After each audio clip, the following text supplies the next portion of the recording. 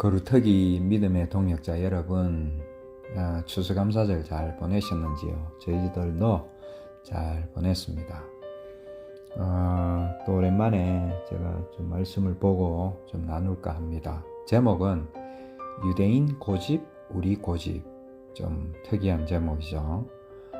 본문 말씀은 육신을 따르는 자는 육신의 일을, 영을 따르는 자는 영의 일을 생각하나니 육신의 생각은 사망이요 영의 생각은 생명과 평안이니라. 로마서 8장 5절에서 6절 말씀. 또 구약 말씀 한 구절 보겠습니다. 여호와께서 또 내게 말씀하여 이르시되 내가 이 백성을 보았노라. 보라, 이는 목이 곧은 백성이니라. 신명기 9장 13절 말씀입니다. 복음의 핵심이 담겨 있다고 하는 로마서를 1장부터 16장까지 정독을 해보았습니다. 바울이 어떤 심정으로 고린도에서 로마에 있는 그리스도인들에게 이 말씀을 썼을까 생각하면서 찬찬히 읽어보았던 것이죠. 읽으면 읽을수록 떠오르는 단어가 하나가 있었는데 그것은 생뚱맞게도 조금 전에 그 신명기 9장 13절 말씀처럼 고집, 목이 곧은 백성이라는 단어였습니다. 로마서에는 대칭되는 단어들이 좀 나옵니다. 예를 들면은 땅과 하늘, 육과 영, 율법과 은혜, 또 율법과 믿음 같은 것들입니다.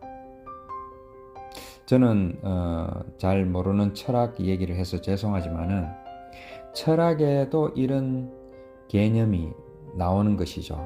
즉 형이하학이나 형이상학이라는 용어들을 들어보셨을 것입니다. 형이하학은 영어로 이제 physical science라 그래가지고 쉽게 말해서 보이는 현상 그 자체를 탐구하는 학문이고, 형이상학은 메타피직스라고 해서 우리가 메타라는 말 우리 저번에 한번 나누었던 적이 있는 것 같은데, 이 말 뜻은 이제 넘어서서 초월해서 라는 뜻이니까 어떤 자연 현상 너머에 있는, 초월해 있는 것을 연구하는 또 탐구하는 학문이라고 우리가 알고 있죠. 많이 또 많이는 아니더라도 가끔 들어보셨을 것입니다.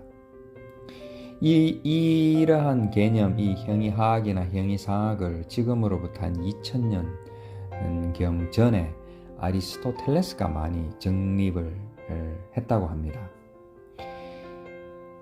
그런데 아리스토텔레스보다도 300년 전에 사도 바울은 이것을 단순히 학문에만 그치지 않고 성경 말씀을 통해서 이것을 깨닫게 되고, 그냥 단순히 분리된 학문이 아니라 이 둘의 상관관계를 잘 연결해가지고 확립하는 것을 보면서 사도 바울의 그 영적인 아주 높은 세계를 좀 엿볼 수 있지 않나 하는 것입니다. 즉, 땅을 통해서 하늘을 보고, 육을 통해서 영을 보게 되고, 율법을 통해서 은혜를 볼 수 있고 깨달을 수 있게 된다라는 것입니다.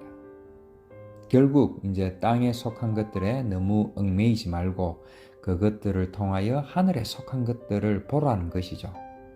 왜냐하면 땅에 있는 모든 것들은 제한적이면서 또 표적이나 현상에 지나지 않는다라는 것입니다. 그렇기 때문에 그것이 진짜 가리키고 있는 본질적인 것, 영원한 하늘나라를 보라는 것입니다. 대단하지 않습니까? 로마 그리스도인들에게 이 말씀을 가지고 권면을 하고 있는 것이죠. 그럼에도 불구하고 유대인들은, 또 이스라엘 백성들은 땅의 것, 육적인 것, 또 율법적인 것에 매여가지고 고집을 부리고 있더라는 것입니다. 예를 들면은 하나님께서 만나 주시겠다라고 허락한 그 성막과 성전을 우리는 기억을 할 것입니다. 그러나 하나님의 그 말씀을 빙자해서 각종 그 법칙과 규율을 만들어서 그 성막과 성전을 율법의 본산지로 만들어 버렸던 것이죠. 그리고 여호와 하나님을 섬긴다고 하면서 결국 자기들의 이익을 추구하고 또 가난한 사람들로부터 그러한 이익을 착취하는 장소로 만들어 버렸던 것이죠. 오죽하면은 하나님께서 그 성막과 성전을 이방 민족을 통해서 그 바벨론 또 아수르 그 민족을 통해서 다 허물어 버렸지 않았습니까? 그 속에서 그 하나님 앞에서 인간들이 부리는 그 고집들을 우리는 좀 볼 수 있지 않나요? 심지어 메시아로 오신 예수 그리스도마저 그 고집으로 십자가에 매달기까지 해버리는 것이죠. 너무 고집이 세니까 성경 말씀은 목이 곧은 백성이라고까지 말하고 있는 것이죠. 이토록 신앙적인 고집과 진념은 정말 무서운 것입니다.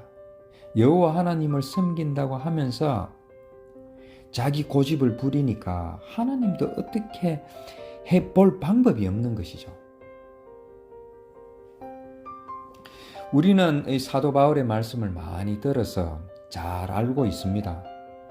그러나 잘 알고 있다고 생각은 할 수 있지만 막상 영적인 것, 하늘의 것을 추구한다라는 것이 무엇인지 이렇게 자문을 해보면 선뜻 대답하기가 쉽지 않은 또 질문들이죠. 너무 추상적이기도 하고 또 무엇이 무엇인지 분별이 잘 되지 않아서 좀 혼란스러운 것도 사실입니다. 저 또한 아직도 이런 질문을 할 때마다 헤매이고 있는 상황이죠. 저는 이러한 질문들을 제 나름대로 오랫동안 해왔다라고 생각하지만 여전히 조금 오리무중인 그런 부분들이 많죠. 그리고 이러한 질문들이 왜 중요하느냐 하면은 여기에는 우리가 종교인이 되느냐 그리스도인이 되느냐 이 생명을 얻느냐 못 얻느냐라는 그런 중요한 문제가 걸려 있기 때문입니다. 그래서 이 문제에 대해서 제 나름대로 느끼고 정리한 것들을 좀 나누어 보기로 하겠습니다. 먼저 우리가 눈여겨보아야 할 것 중에 하나가 우리 주위에 흔히 일어나는 자연 현상들을 너무 신앙적으로 해석하려고 하는 것을 저는 멈추어야 된다고 생각을 합니다. 조금만 무엇이 잘못되면 내가 혹시 교회 생활을 소홀히 했어, 헌금 생활을 잘못했어, 아니면 옛날에 나도 모르게 하나님께 약속하고 서원한 것들을 아직 내가 하지 못했어 라는 식으로 끊임없이 자책을 하는 모습들을 우리는 종종 볼 수 있더라는 것입니다. 만약에 그러한 어려움들이 그러한 것에서 기인한 것이라면은 세상에 수많은 어려움을 당하는 사람들, 지금 우크라이나 전쟁을 하고 있지만은 거기에서 전쟁을 하다가 수많은 사람들이 죽어가잖아요. 그러한 사람들은 도대체 하나님 앞에서 무엇을 잘못했길래 목숨까지 잃게 되냐라는 것이죠. 이것을 너무 하늘의 것으로 또 신앙적인 것으로 자꾸 해석하려다 보니까 이 참 앞뒤가 안 맞는 부분들이 참 많은 것이죠. 그래서 제 나름대로 생각한 것이 이 우리 주위에 흔히 일어나는 이런 자연 현상들은 또 우리 주위에 일어나는 모든 현상들은 하나님께서 피조물들을 공평하게 다스리기 위하여 만든 일반 자연 법칙에 따른 결과물일 경우가 대부분이더라는 것입니다. 너무 신앙적으로 해석하려고 하는 그 버릇을 없애야지 우리가 땅의 것과 하늘의 것을 그래도 어느 정도 분별할 수 있더라는 것입니다. 만약에 땅의 것을 자꾸 종교적으로 신앙적으로 해석하려고 하고 적용하려고 하는 것이 저는 세상 종교들이지 않을까 하는 것입니다. 그렇기 때문에 거기에서 그러한 어려움들을 극복하고자 또 이겨내고자 하다 보니까 수행이 나오게 되고 명상이 나오게 되고 또 그러한 어떤 종교적인 힘을 빌어서 그러한 것들을 극복해 보려고 하는 모든 인간들의 몸부림들이 결국은 세상 종교들이더라는 것입니다. 그리고 또 하나 우리가 생각해 보아야 할 것은 기독교인이라고 하면서 하나님을 섬긴다고 하면서 수많은 교파를 만들고 교단을 만들어서 또 그 교단 위에 교파 위에 어떤 율법을 만들고 법을 만들어서 그걸 앞세워서 자기가 맞다라고 주장하며 고집을 부리더라는 것입니다. 심지어는 믿음의 동력자들이나 가족이라 할지라도 자기가 정립한 그 신앙의 기준에 부합하지 않으면 사정없이 내쳐버리더라는 것입니다. 우리가 교회에서 그 분쟁 가운데서 얼마나 이러한 것들을 많이 봤습니까? 그리고 제가 만난 어떤 그 교회 다니는 분 중에 갑자기 교회를 옮겨야 되겠다라는 것이죠. 왜냐하면은 교회에서 사도신경을 고백하더라는 것입니다. 그 사도신경에 나오는 뭐 공회라든지 이러한 것들은 카톨릭을 나타내는 것인데 어떻게 교회에서 고백을 할 수 있냐라는 것이죠. 우리의 구원은 사도신경 고백에서 나옵니까? 아니면은 예수 그리스도의 십자가에서 나옵니까? 이 질문만 한번 던져보면은 이러한 합리적인 질문만 한번 던져보더라도 그 사도신경 고백을 가지고 이렇다 저렇다 할 건덕지조차 없는 것이죠. 우리는 이렇게 고집을 부리고 공식을 만들어서 정죄하고 비판하더라는 것입니다. 이러한 것들이 땅의 것이고 육적인 것이고 율법적인 것이더라는 것입니다. 제가 한 3주 전인가요? 라스베가스에 가서 이제 뭐 횡설수설 하늘나라에 대해서 이제 말씀을 드린 적이 있는데 사실 그것을 요약하자면은 이것하고 비슷한 것이죠. 이 육적인 것과 또 영적인 것, 땅의 것과 하늘의 것을 우리가 구별하지 못하는 데서 어쩌면은 종교 생활을 할 수도 있다라고 제가 말씀을 드리고 싶었던 것이죠. 우리가 육신이 느끼는 어떤 그런 감정들, 평안하고 행복하고 아니면은 고통과 아픔을 느끼는 그런 감정들을 자꾸 하늘나라에 대입하다 보니까 열심히 해서 이 슬픔도 없고 눈물도 없는 또 아픔도 없는 그 하늘나라에 가자라고 종교 생활 하듯이 되어 버리더라는 것입니다. 왜냐하면은 그러한 것들이 다른 세상 모든 종교들에게서 행해지고 있는 것들이라는 것이죠. 그리고 이제 제가 마지막으로 말씀을 드리고 싶은 것은 예수 그리스도를 바라보자라는 것입니다. 너무나 상투적이고 진부하고 뭐 그런 말씀 같이 보이지만은 그럼에도 불구하고 우리는 예수 그리스도의 십자가만을 바라볼 수밖에 없다라는 것입니다.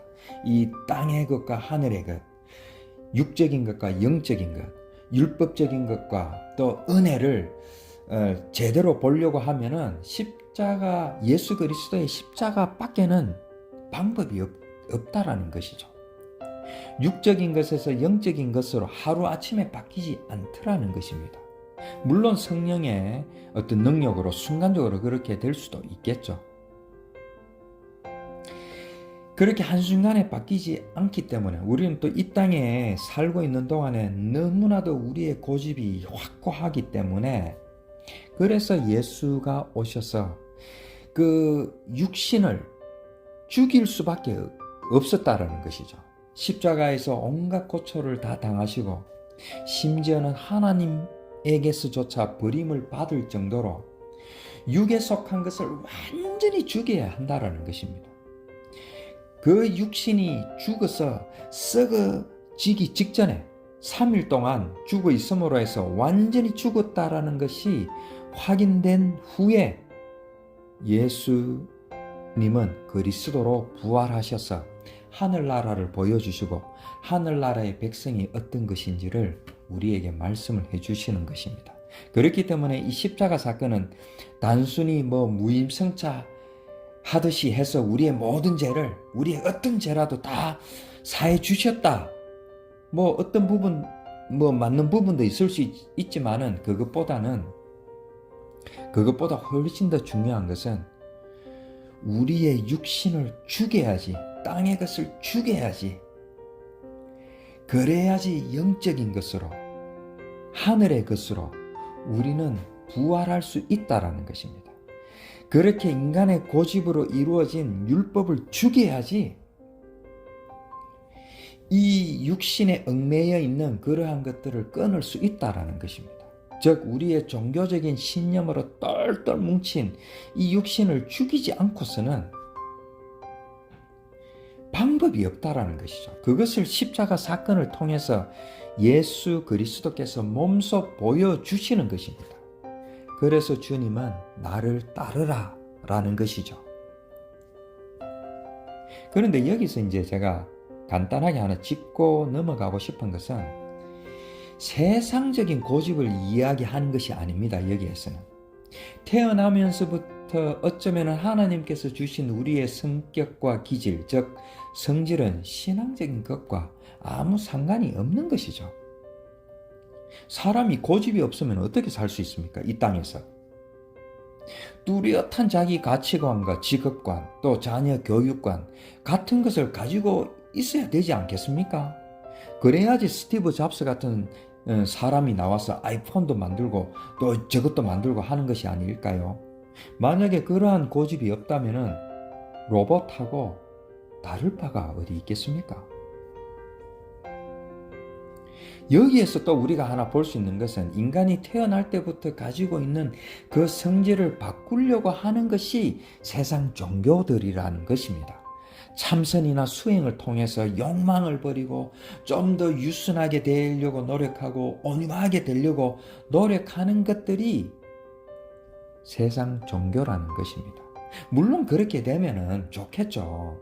저도 뭐 누구보다도 그것을 원했기 때문에 제 딸 이름을 온유라고까지 하지 않았겠습니까? 그러나 그리스도인의 삶이라는 것은 그러한 인간의 어떤 성질을 바꾸려고 노력하는 것이 아니라